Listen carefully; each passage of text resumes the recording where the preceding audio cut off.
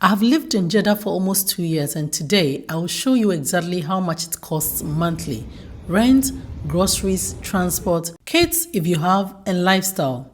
Let's get into it. Welcome back to the channel. This is Explore with Jominta. So as usual, this video is for expats, families, and people moving to Saudi Arabia for work.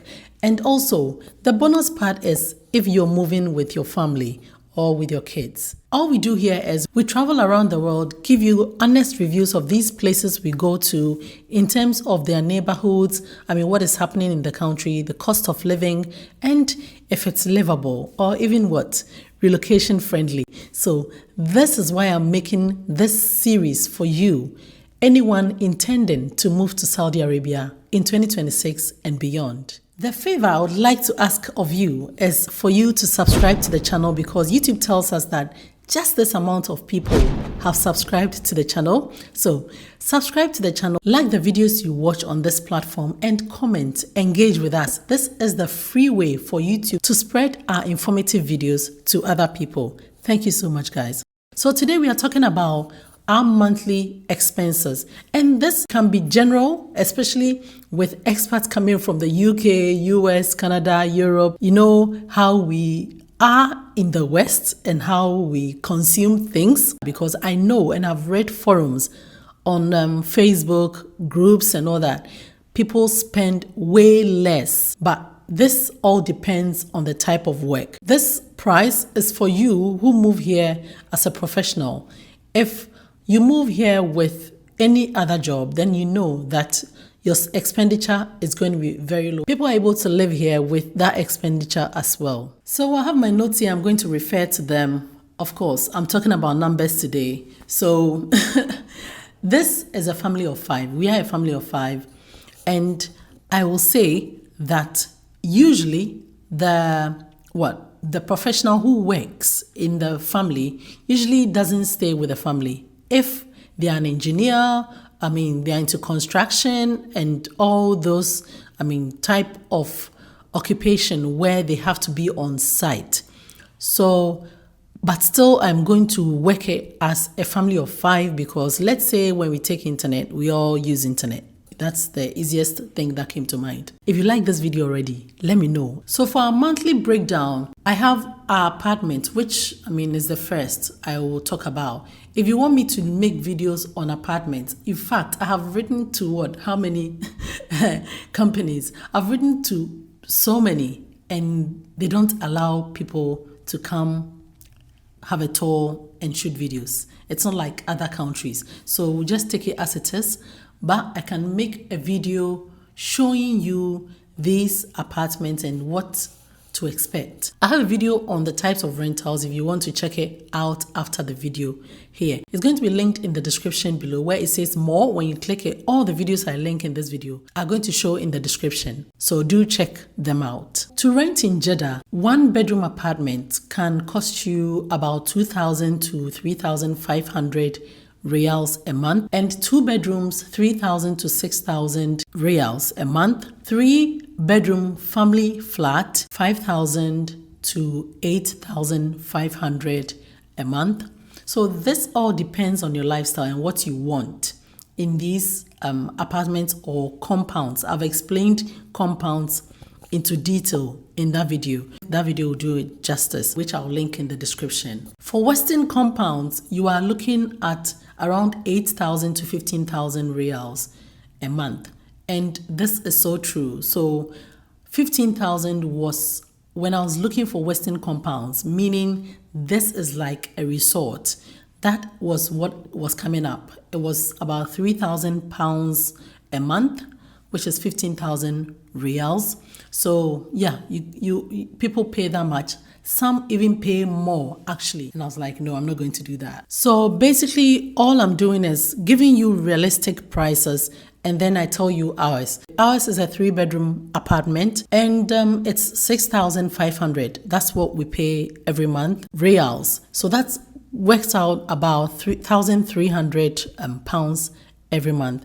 It's a huge 3-bedroom apartment, 2 living rooms, 2 huge ones. This one is a living room, which I have turned into what? It's a tutoring room and also video whatever room. So basically, I mean, it's huge compared to the UK. The sizes we have, they are huge here. So this is a compound as well, but it's not a compound that has everything like a resort. There's no swimming pool. They are now building it.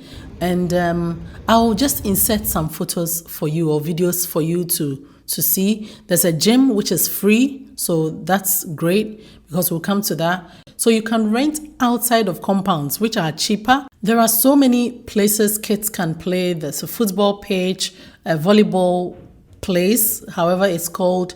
Football pitches actually. There are 2 football pitches, basketball court.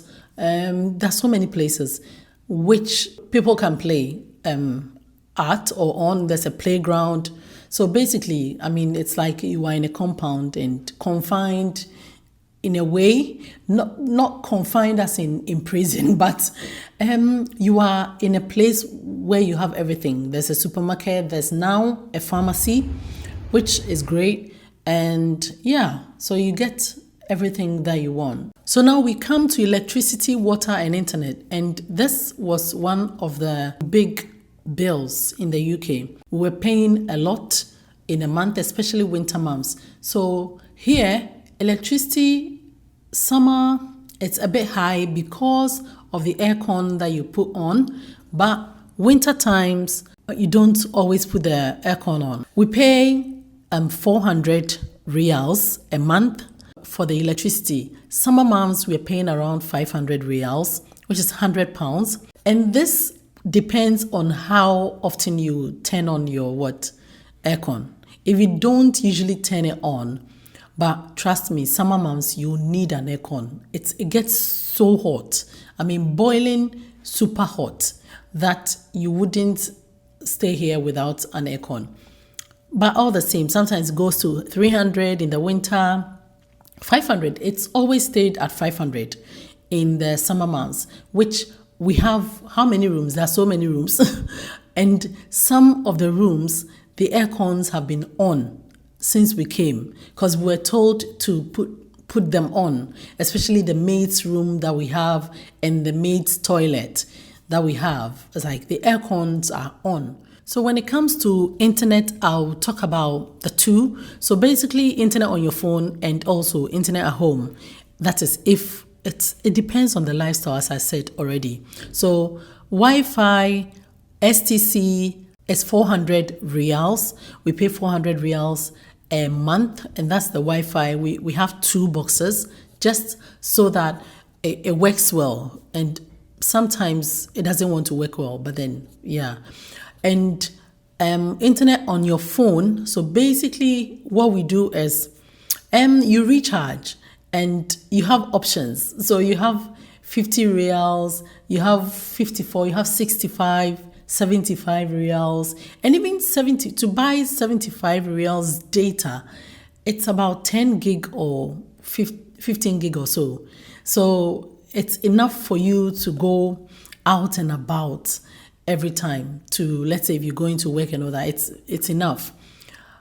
So with the kids, what I do is I used to buy this 54 riyals one, and my husband was like, why don't you just buy them 1 gig, because they don't go anywhere. So I have now decided to go onto the 35 one. You multiply by 3 and that's for the kids. And for me, mine is 65 and that gives me 10 gig for data and 5 gig for socials, I think, and it's enough. When it comes to water bills, you know what, we haven't received any water bills, so maybe we are about to receive it. So I wouldn't even talk too much about water bills before the water bills come. So water bills will start coming. There hasn't been any water bills since we came, so I think there's no water bills. I think so. Let's just assume that there's no water bills. But let's say budget, let's say 30 riyals or up to maybe 50 riyals. Just put it somewhere in case water bill comes after 1 year or 2 years of living here. But if it will come, they would have come already. So that is that for water bills. The interesting thing is, in the UK, when you open your tap, you are charged. When you waste it, as in when you put it down the drain, you are charged as well for the waste. So when it comes to transportation, I've always said it in my videos that this country, and I heard Riyadh is the same, it's not walkable at all. I mean, that's one thing that sometimes I go like, oh wow. If it's a country that is building up, then maybe they need to check the walkability, because it's not walkable. And maybe it's because places are a bit far from each other, so they really have no choice than to settle on cars and all that. So I take Ubers, and when I'm going to town, I pay in fact, the maximum I've paid is about 90 something, almost 100 riyals to 𝐷𝐻𝑚𝐻, and that's 100 riyals, that's 20 pounds, yeah, to 𝐷𝐻𝑚𝐻, which I think isn't bad. But when you take it so many times, you see that, I mean, it accumulates, because this is a 35 minutes, 40 minutes drive or journey. When I went to the UK in April, I take a taxi back and forth. I'm paying about 44 pounds, and that is so expensive just to go to town. So I think this isn't bad at all. And talking about even the 90 something or 100 riyals, I'm talking about taking black. So sometimes the taxi or the Uber will cost us about 50 riyals because we are taking comfort. And it's because sometimes the taxis that will come, some are not of good quality at all. So we just decided, you know what, let's just take black sometimes, just to make ourselves feel good. So yeah, that's the reason why I choose black sometimes, depending on the neighborhood I am in. Because I noticed that if, let's say, you are in Al-Zara, which that's where we go to our hospital, even if you choose comfort, you're going to get a good car because it's a good neighborhood, yes, or a nice posh neighborhood. That's one thing. That's the trick there. So I just noticed that recently. I was like, okay, wherever I am, depending on where I am, I'm going to take the car that I want to take. So this is really a personal preference, as in your lifestyle, whichever you want. I hardly go out. I go out to shoot videos. So barely do I go out every time. If you are planning to come here and go out often to work and all that, you need a car.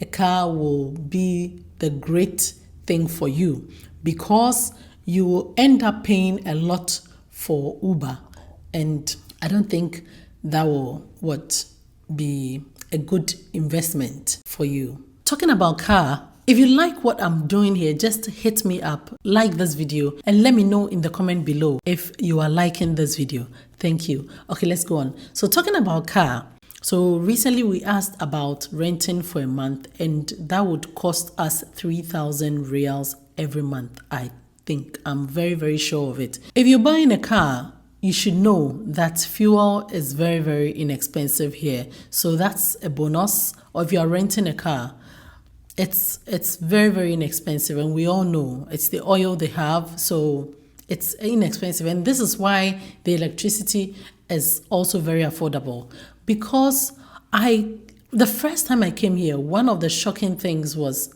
how much light is used. And I think it's great because it helps you know that you're going out at night.